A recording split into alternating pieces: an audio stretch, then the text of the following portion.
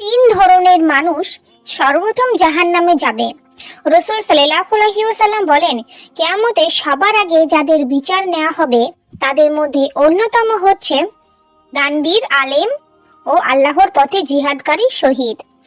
আল্লাহ সুবহানাহু ওয়া তাআলা প্রথমে শহীদকে নিয়ামতগুলো দেখিয়ে প্রশ্ন করবেন, এইসব নিয়ামত পরিপ্রেক্ষিতে তুমি কি করেছো?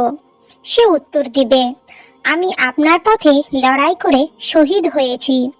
তখন আল্লাহ সুবহানাহু ওয়া তাআলা বলবেন, তুমি মিথ্যা বলছো, তুমি শহীদ হয়েছো যাতে লোকে তোমাকে বীর বাহাদুর বলে, তুমি সেটি দুনিয়াতেই সে নাম পেয়ে গিয়েছো, সেই কারণেই এইখানে তোমার কোনো প্রাপ্য নেই।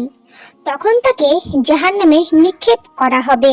হে আল্লাহ, আমাদের সঠিক নিয়াতে সঠিকভাবে আল্লাহর সমস্ত কাজকে পালন করার তৌফিক দান করিয়েন। আমিন।